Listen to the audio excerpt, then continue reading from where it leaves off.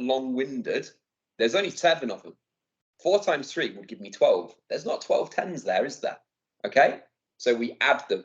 So guys, what I would like you to do, hopefully you're doing this already anyway, is to copy down 1 or 2 of those examples and just write down multiply indices, add the powers, okay? What we don't want to do is lose valuable marks for not having that little bit of information in our minds when it comes to answering the question, okay? So 10 to the power of 4 will be 10 times 10 times 10 times 10. We times it again by 10 to the power of 3. You'll see we've got 7 lots of 10 at the bottom. Hence why it's 10 to the power of 7. So hopefully that makes a little bit of sense why. Okay? I'm going to give you 20 more seconds just to copy that down. If you do want me to send a PowerPoint out, or if you want me to go through any of this later, I can do. If you want me to go back at the end of the session, say, Sam, I missed out that slide. Can you go back? I've got time. Okay, we've looked at multiplication. We are now going to look at division. So when you multiply, you add the powers. When you divide, you subtract them. Okay, so y to the power 8 divided by y to the power 2 will give me y to the power of 6. Next one, x to the power 5 divided by x to the power 2 will give me x to the power of 3. Okay, last but not least, 10 to the power of 8 divided by 10 to the power of 3, 10 to the power of 5. We subtract them. Makes sense. When you multiply, you add the powers. When you divide, you subtract the powers. And I do not believe for 1 second any of you are incapable of adding and subtracting those sort of numbers. So these should be marks that we should be quite happy about and quite hopeful this sort of question comes up. Okay? So once again, I'll give you another 20, 30 seconds or so. When you divide indices, you subtract the powers. Give yourself an algebraic example. So y to the power of 8 divided by y to the power of 2 is y to the power of 6. And then give yourself a number example at the bottom as well. So 10 to the power of 8 divided by 10 to the power of 3 equals 10 to the power of 5. The more examples you've got, the better. Hence why I do 3 with everyone. 3 is my lucky number. Helps me remember things. Repetition, repetition, repetition. Okay. Happy to move on, hopefully. Next one. When an expression is multiplied with brackets, you multiply the power. So here, this is where we multiply them. So x to the power of 3, when written inside of brackets to the power of 5, that is when we multiply. So 3 times 5 is 15. Okay. Next one, y to the power of 2 cubed be y to the power of 6. Now, I can briefly show you that. So y times y is y squared, isn't it? Now, that cubed means we're doing it by itself 3 times. So I'm doing that by itself 3 times, which gives me 6 y's. 1, 2, 3, 4, 5, 6. Y to the power of 6. Okay? Now, you don't really need to know that bit. That's the brief explanation. All you need to know is when they're written in brackets, you times them. Okay? And the same for this last one. 3 to the power of 4 squared would give me 3 to the power of 8. Because I'm timesing 4 times 2. Multiplying the powers together. Okay? There's only one rule left, I believe. And that's one of my favourite. That's the nicest one. Cross that out.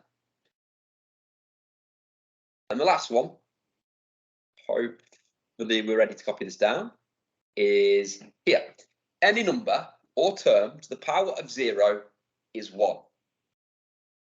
The magic number 1. So 3 to the power of 0 is 1.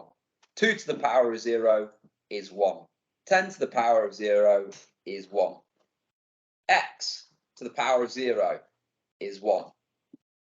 H to the power of 0 is 1. So no matter what, if you've got a number or a term that is to the power of 0, if the indice is 0, the answer is 1. Now, I asked many years ago why that's the case, and I've forgotten the answer why that is the case. So for homework or for fun, if you want to Google or YouTube, why is any number to the power of 0 1, you can probably find out. There's probably I think there's some crazy mathematical explanation. Luckily, in GCSE maths, they will not ask you why is that the case. They just want you to know that is the case. So anything to the power of 0 is 1. Okay? Now, the best way for you to just make sure you've got this skill in your locker and you're happy with it is repetition. So you can see on the screen there, you've got 12 questions to do.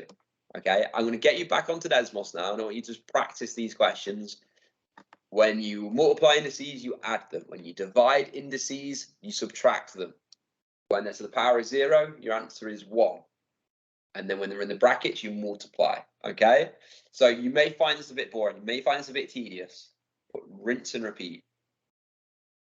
Analyze the question, see what you need to do with the symbols, and then get your answer. If you struggle to put to the power of, don't worry, just do the letter followed by a big number. I will understand what that means. Okay? Right. I don't think this will take you too long, so I'll not disappear. I'll keep an eye on the answers. Once you've finished, similar to what Karen and Lucy did earlier, just pop up in the chat and just say you finished. And then that gives me a good indication of how to review the answers and when to move on.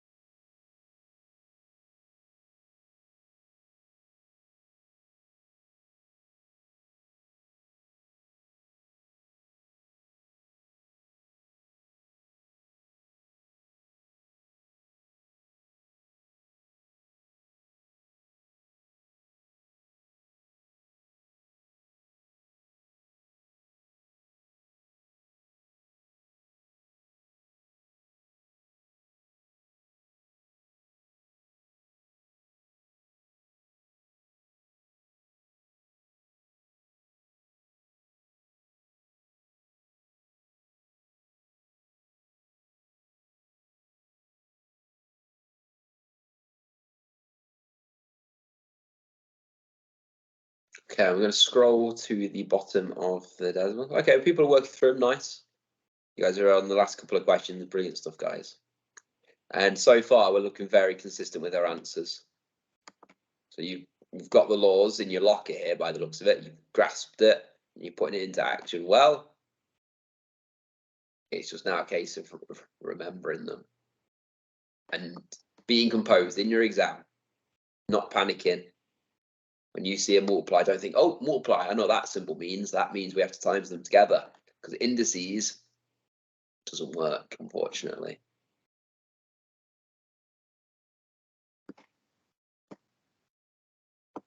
So I'll give you another minute on these. So at 18:28, we'll go through them.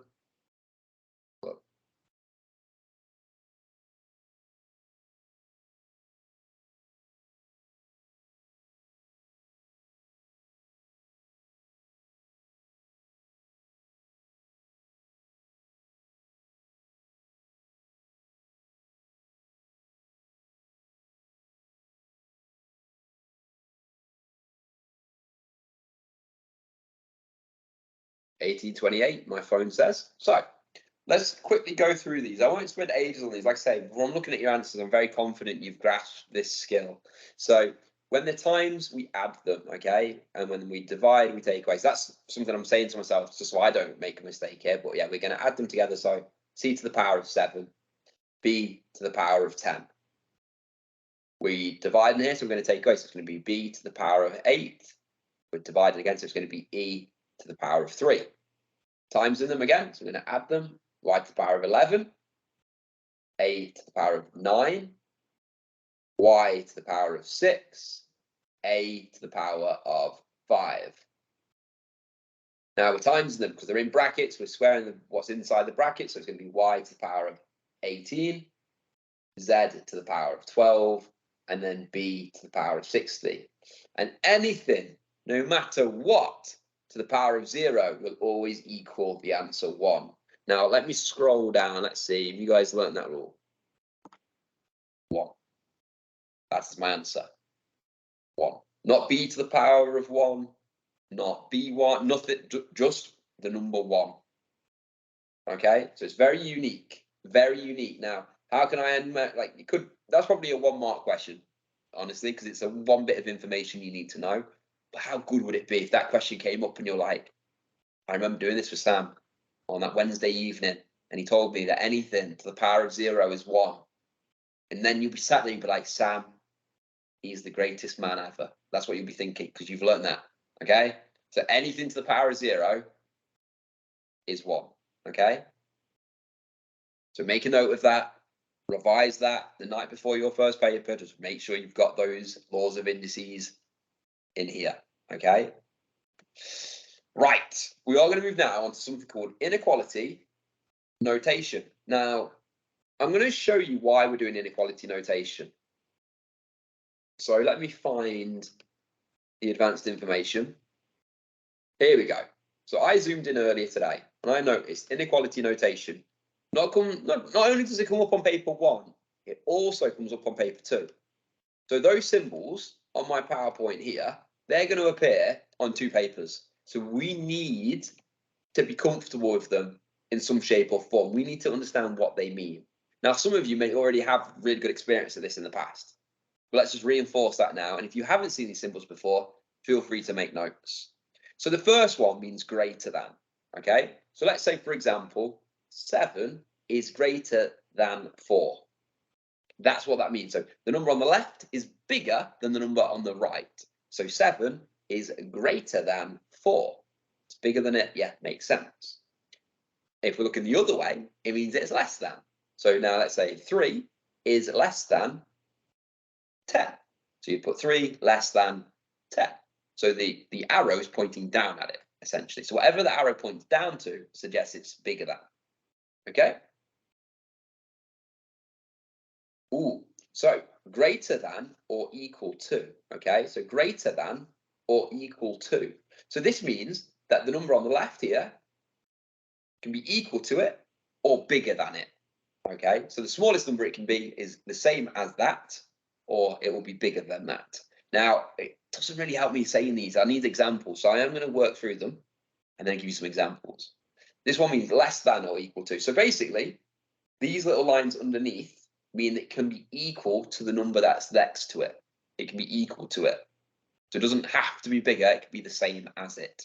And then this last one is an equal sign with a line through it. What does that mean? It means it's not equal to. So 3 is not equal to the number 4, is it? So not equal to. So I don't see that an awful lot in papers, but if it does come up, we need to know that an equal sign with a line through it means not equal, okay? It's a bit like a road sign with a line through it, or a no smoking sign. A line through it, no, not equal, no entry, whatever it may be, okay? Right, let's have a look at this in action. So we're going to just do a little game of true or false here. So 5 is greater than 7. No, it isn't. It's false. How should it look? It should look 5 is less than 7. Okay?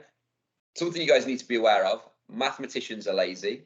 They will try and use symbols instead of words. So that little symbol there saves them right in 2 words. 10 is less than 11. Yes, it is. That's true. Okay? Okay. 10.6 is greater than 10.7. False. That is not true. Okay, 10.7 is bigger than 10.6. So how should we write it? Well, we should put 10.6 is less than 10.7. Let me just fix up that symbol there, because otherwise you can't even see the number. And then finally, the last one, a half is greater than a quarter. True. So I've seen it in exams where they use fractions alongside these symbols just to really try and catch you out. But as long as you know what the symbol means, greater than, less than, or equal to, then you're okay. Now, I am going to progress this now onto this, where we identify values now. So I've seen this in exams worth 2 marks.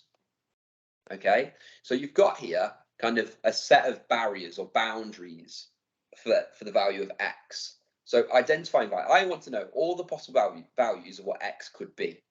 Now, I'm normally on a board, I put my hand over it and say, right, let's focus on this bit. So let's just first of all get rid of this. Okay, x is bigger than 5. So if x is bigger than 5, it can't be the number 5, but it can be the next one bigger than 5. So the next number up after 5 is 6, isn't it? So that's the smallest number x can be, because it can't be any smaller or equal to 5. Now I can focus on this bit. This bit tells me that x can be equal to 9 or smaller than it.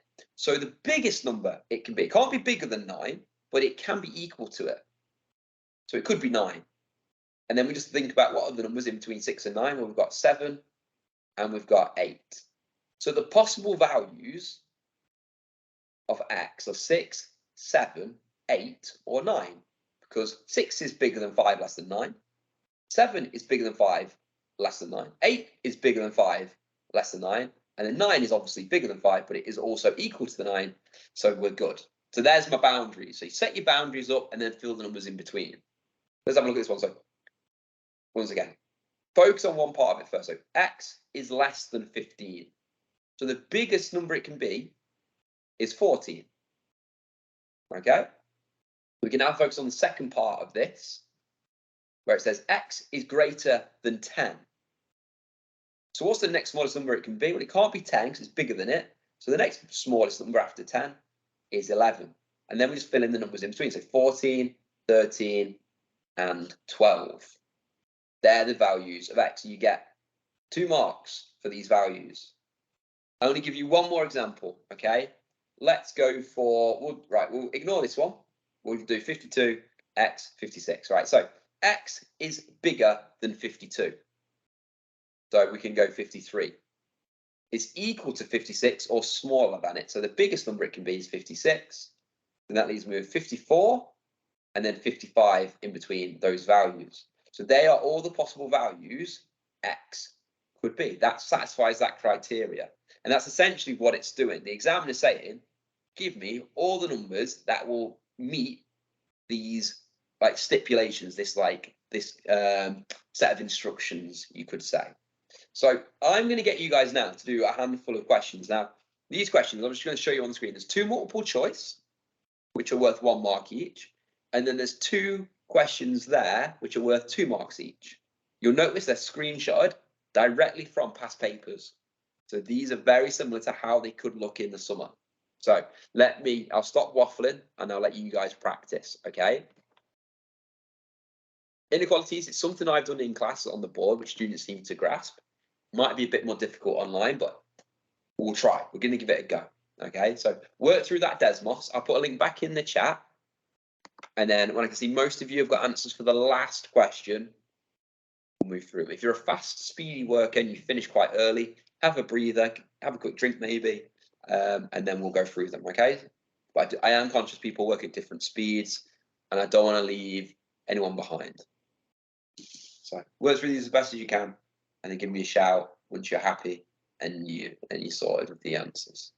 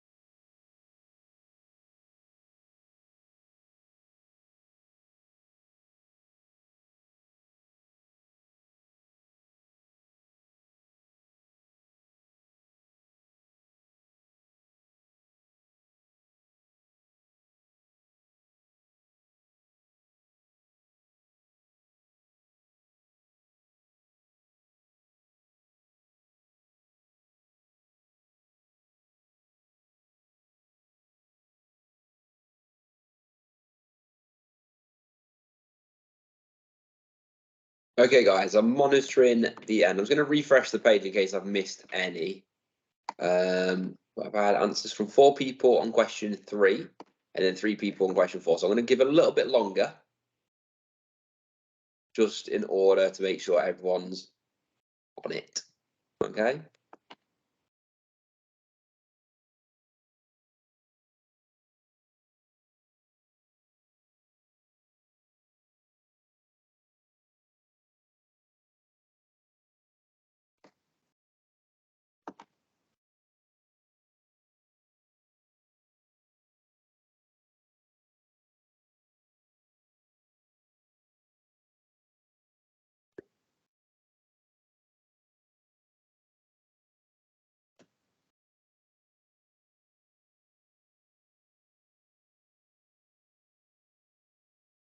Okay. One last refresh of the page, and we'll have a look at these answers. So if you're not sure, that's fine. Now, one of the main reasons sometimes when I plan a certain topic that we haven't covered in the classroom is to try and uncover whether or not we need to do a little bit of time or energy in the classroom based off of it. Now, if you're like, I'm not quite getting this, that's fine. Like that's an okay position to be in because you've got time now between now and the 20th of May to do a bit of revision on it. You can watch YouTube videos, you can go on to Sentry, you can go on BBC Bite Size, whatever it may be, do some work in the classroom with your teacher to work on this area of weakness. That's fine. So don't beat yourself up. Okay, that's what I'm saying. I'm not trying to say you're in a bad position if you're not too sure. So question 1, let me make sure, yeah, this is question 1. Circle the correct statement. So this is legitimately an inequalities question because you can see the symbols in the middle. So it says here, 0.07 is equal to or bigger than 0.7. No, it's not. Well, to be honest, a good way to compare 2 decimals in terms of size is by putting them on top of each other. So 0.07 and then 0.7, so 0.7. And then if there's a gap, I often put in a second 0 just to allow me to see what they would be. So I'm going to say that's 70, that's 7. So 0.7 is bigger. So what I'm looking for really is 0.7 is bigger than 0.07. That's what I'm looking for. That number looking down at the other. So it's definitely not that. 0.7 looking down. Yeah, it's this one, isn't it? 0.7 is looking down. It's greater than that one. It's definitely not that, okay? So I've done a little bit of maths. Even with my, I get bored of saying this, even with my multiple choice questions, I try and do a little bit of working out just to focus my attention on what I believe to be the correct answer. Okay, so 0.7 is greater than 0.07. Now this one's quite an interesting one here. X is greater than 5 and less than or equal to 5. So let's put X in the middle. It is greater than 5. So X is bigger than 5, okay?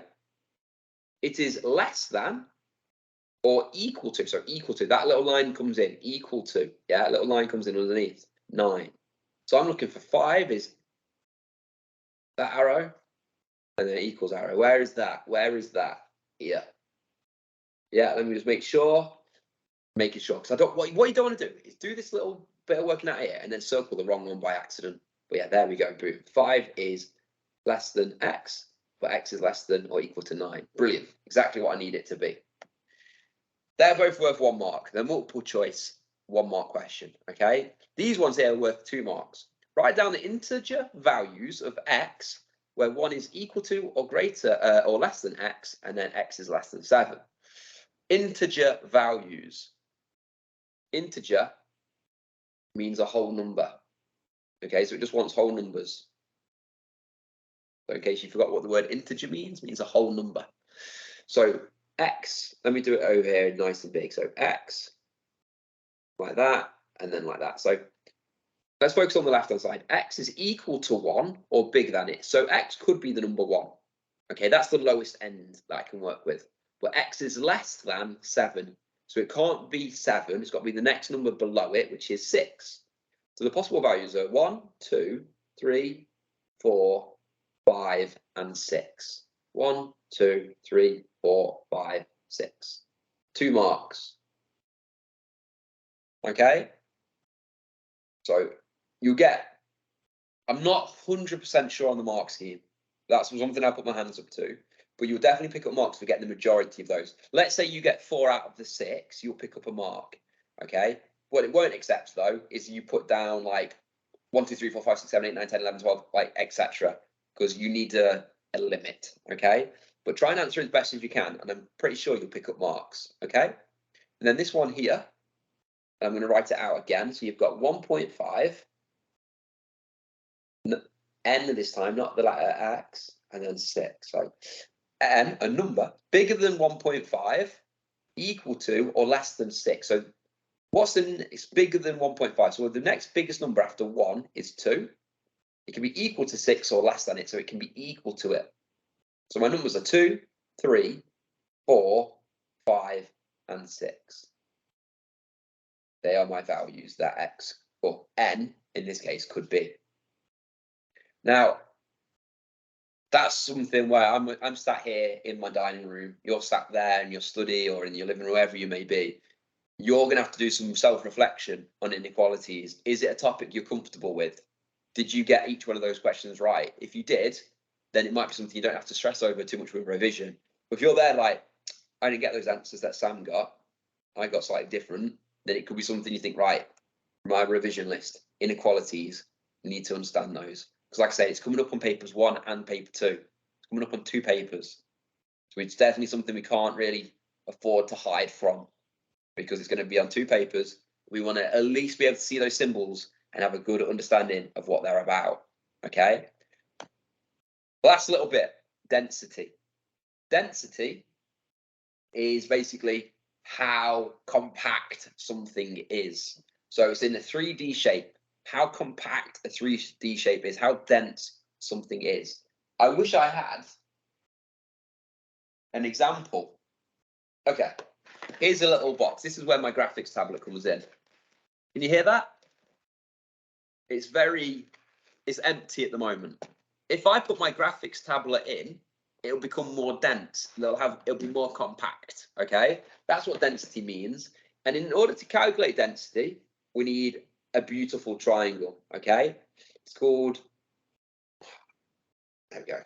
I call it like the Beckham, I'll explain why. So we need density, mass, and volume, and we need to put them in the right place. And I remember this by David marries Victoria, because I think of the Beckhams, right? David marries Victoria.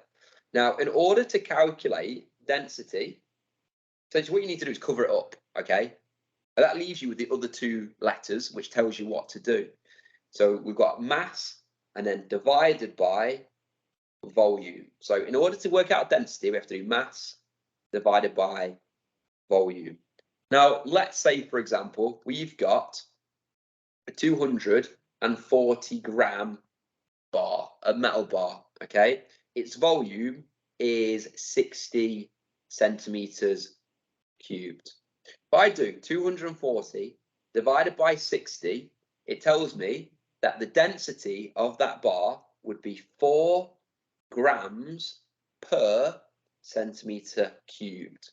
So per every centimeter cubed, it'll have a density of 4 grams essentially, right? Or 4 grams compact into that centimeter cubed. Now, in the exam, it could ask you for terminology in terms of measure, okay? So you need to know that it's weight by units cubed, okay? Cubed's crucial because we're dealing with 3D objects. And if it's, say, for example, kilograms per meters, then it would be kg per meter cubed, okay? But it's always the weight followed by the space or the volume, okay? Now, that's how you calculate density. I may have butchered that explanation, so I do apologize, but you do mass divided by volume. I'm going to let you guys explore this now, because we have done this in class in the past. So I'm going to get you guys to do 4 questions. 2 are multiple choice, 2... Oh, right. I messed up there. So let me get you back onto Desmos in the right place. There we go. And I want you to answer these questions. I want to give you time. I'm not going to rush you, and then I will review them after with you. So have a look. Density, mass divided by volume. David marries Victoria. Okay? Get stuck in. Once again, all these questions are taken directly out of a GCSE AQA paper. So they mimic what could appear in front of you in the summer. They won't be the same, but they'll be very similar. So work through those to the best of your ability. Go across slide 7 and 8, and then we'll review them together afterwards.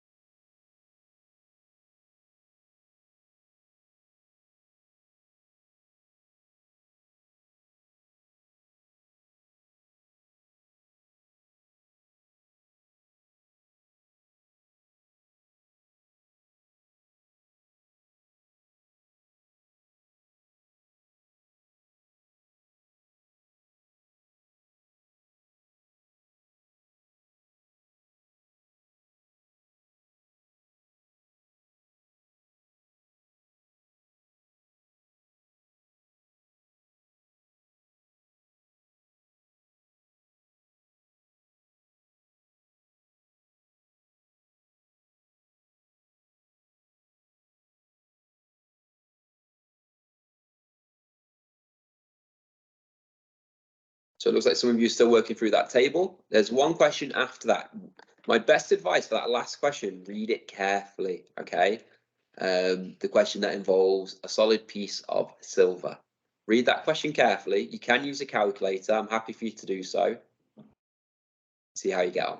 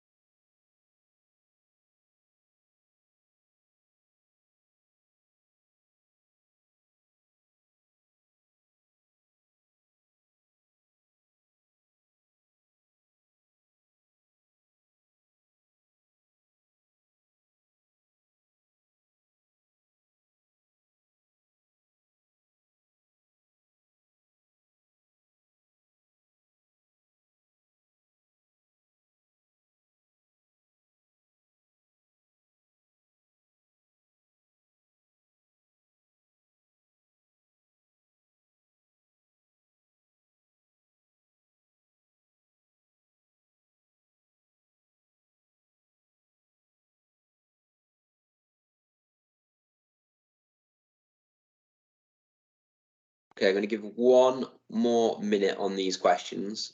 So just double check. Right, Karen and Kate, I just want you to double check your last answer for me. Like, you've both got the exact same number.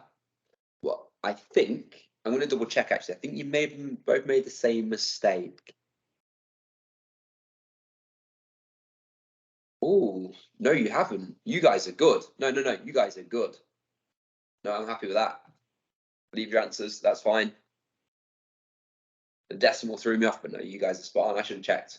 Well done, good stuff. I was testing you. That's what I was doing. Okay, right. 7 o'clock. So the session was meant to finish at 7. We'll go through these answers now, and then you guys can carry on with your evenings, okay? So question 1 was multiple choice.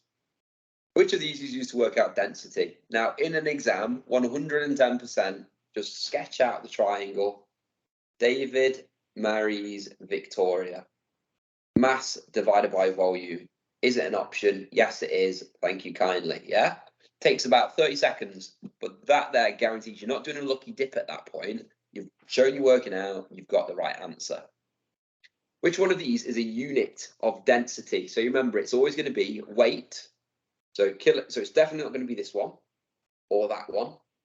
And then we're dealing with volume. So it's going to be kilograms per meters cubed. Once again, cross out answers you definitely know. This one, it's squared, and that isn't representing a 3D shape, is it, if it's squared? Volume, which is a 3D shape, is the power of 3. Okay, it's cubed.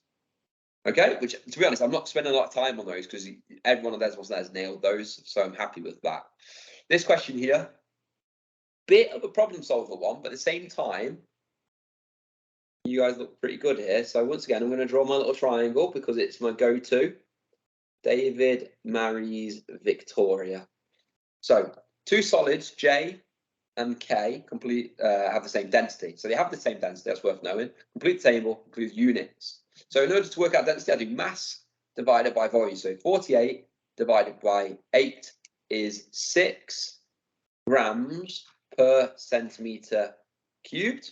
Now remember, they have the same density. So if that's 6 grams per centimetre cubed, then this one is as well. So 6. Then the last question here, I want to work out volume. So I have to do mass divided by density. So the mass of K is 78. The density is 6. So 78 divided by 6 is 13. I'm going to be cheeky here and just use these units there. So centimetres cubed. So in an exam, that would be worth 3 marks. You get 2 marks for the numbers. You get your 3rd mark for having the right units. Okay? But once again, use the triangle to help you. Density, mass, volume. And then this is the final question, which I thought may have caught some people out. It says there, a solid piece of silver has a mass of 2.625 kilograms and a volume of 250 centimeters cubed. Work out the density of the piece of silver, give your answer in grams per centimeter. So at the moment, it's giving it us in kilograms, but I want my answer to be in grams. So straight away, I'm going to make a conversion. I'm going to convert 2.625 kilograms into grams. Now, kilo, the K represents 1,000. So to convert kilograms into grams, I need to multiply it by 1,000. So times that by 1,000, I have 2,625 grams. Working out density, aren't we here? So remember, mass divided by volume. What is the mass? 2,625. The volume, 250. So equals 10.5. And on the answer line, you've even been given the units. Okay, so well done. I'm impressed because I can see that Karen and Kate, you also tried to include units in your answers as well. But in your answer line, there we go. So 10.5. My concern would be if a student did 2.625 divided by 250, and then they had the answer of they could have had an answer of 0.0105, because that's because they haven't done the conversion. So read the question carefully, make the conversion early, and then the rest of the question looks a lot nicer and you'll get it right. So it's a win-win. Looks nicer, numbers are nicer, and the answer is going to be spot on. Okay, so 10.5. Well done, Kate and Karen there, because I thought that was going to catch people out. You guys are obviously still on fire at this time. Okay, it is 7:05. I've actually managed to condense this content relatively into an hour. So, guys, I appreciate you being here, putting in the time and effort for this session. Hopefully, it pays off. I really do hope it has a positive impact. I'll see most of you next week, hopefully. If I don't teach you in the classroom between now and then, have a good week. But yeah, keep revising. The exams are fast approaching, so just keep putting in that extra few hours here and there. It will benefit you, I assure you. Okay. Any questions with regards to any maths?